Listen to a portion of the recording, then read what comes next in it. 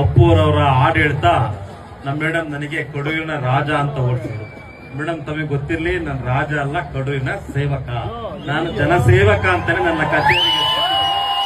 ಯಾಕೆಂದ್ರೆ ನಾನು ಎಲ್ಲ ಕಡೆ ಹೇಳ್ತಾ ಇರ್ತೀನಿ, ನಾನು ಯಾವತ್ತೂ ಕೂಡ ಶಾಸಕ ಸ್ಥಾನ ಅಂತ ಹೇಳಿದ್ರೆ ಅದು ಅಧಿಕಾರ ಅಂತ ಭಾವಿಸಿಲ್ಲ, ಜವಾಬ್ದಾರಿ ಅಂತ ಭಾವಿಸಿದೀನಿ. ಜನರ ಸೇವೆ ಮಾಡ್ಲಿಕ್ಕೆ ಸಿಕ್ಕಿರ್ತಕ್ಕಂಥ ಒಂದು ಅವಕಾಶ, ಜನ ಸೇವಕ ಅಂತ ನಾನು ಹೇಳ್ತೀನಿ ಹೊರತು ಯಾವತ್ತೂ ಕೂಡ ಅದು ರಾಜ ಅಲ್ಲ ಅಂತಕ್ಕಂಥ ಮಾತನ್ನ ಹೇಳ್ತಾ, ಇವತ್ತು ವಿಶೇಷವಾಗಿ ಈ ವೇದಿಕೆ ನೋಡ್ತಾ ಇದ್ರೆ ನನಗೆ ಅನಿಸ್ತಿರ್ತಕ್ಕಂಥದ್ದು, ಏನ್ ಈ ವೇದಿಕೆ ಹಾಕಿದಾರಲ್ಲ, ಇದು ಎರಡನೇ ವೇದಿಕೆ ಈ ದಿಕ್ಕಿನಲ್ಲಿ ಹಾಕಿರ್ತಕ್ಕಂಥದ್ದು.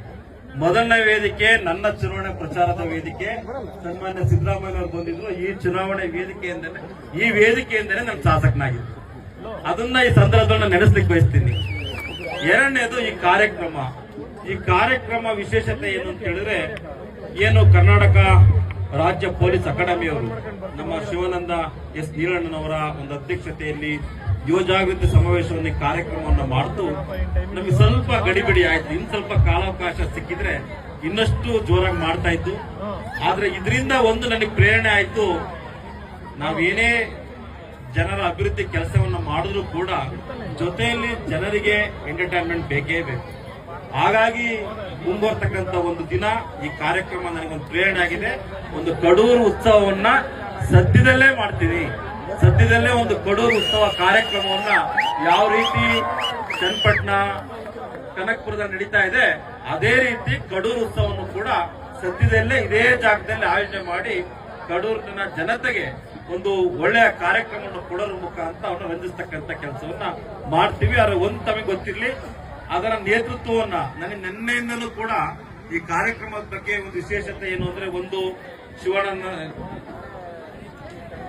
ಶಿವಾನಂದ ನೀಲಣ್ಣನವ್ರದ್ದು ಒಂದ್ ಕಡೆ ಆದ್ರೆ ನಮ್ಮ ಜಾಮದಾರ್ ಅವ್ರ ಅಧ್ಯಕ್ಷರು, ಜೊತೆಯಲ್ಲಿ ಎಲ್ಲ ಕ್ಯಾಂಟೀನಲ್ಲೂ ಒಂದೇ ಹೆಸರು ಅಂದ್ರೆ ಬುಲೆಟ್ ರಕ್ಷಿತ್ ಹೆಸರು ಎಲ್ಲೇ ಕೇಳಿ. ಯಾಕಂದ್ರೆ ಯಾವ ಊರಿಗೂ ರಕ್ಷಿತ್ ಬಂದಿದ್ರು, ಎಲ್ಲೋದ್ರು ರಕ್ಷಿತ್ ಬಂದಿದ್ರು ಅಂತ ಹೇಳ್ತಾರೆ. ನಾವಿವತ್ತು ವಿಶೇಷವಾಗಿ ನೆನೆಸ್ತಕ್ಕಂಥದ್ದು ಬುಲೆಟ್ ಪ್ರಕಾಶ್ ಅವ್ರನ್ನ. ಕಳಸಿಪಾಳ್ಯ ಅಂತ ಹೇಳಿದ್ರೆ ಎಲ್ರಿಗೂ ಕೂಡ ನೆನಪಾಗದೆ ಬುಲೆಟ್ ಪ್ರಕಾಶ್ ಅವರು. ಕ್ಯಾನ್ಸರ್ ತಿರುಪತಿ ಲಡ್ಡು ತಿರುಪತಿ ಪ್ರಸಾದ, ಅದರ ಪ್ರಖ್ಯಾತಿ ಕಳಸಿಪಾಳ್ಯ ಪ್ರಖ್ಯಾತಿ ಬುಲೆಟ್ ಪ್ರಕಾಶ್ ಅವರು ನಮ್ಮ ಮುಂದೆ ಇಲ್ಲ.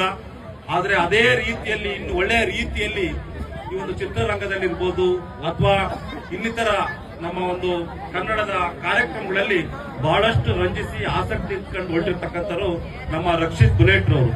ನಿನ್ನೆ ಒಂದೆರಡು ದಿನದಲ್ಲೇ ಕಡೂರಲ್ಲಿ ಒಳ್ಳೆ ಹೆಸರು ಮಾಡಿದಿರಾ. ನಾನು ಕಡೂರಿನಲ್ಲಿ ಮತ್ತೆ ಕಾರ್ಯಕ್ರಮವನ್ನ ಮಾಡ್ತೀನಿ.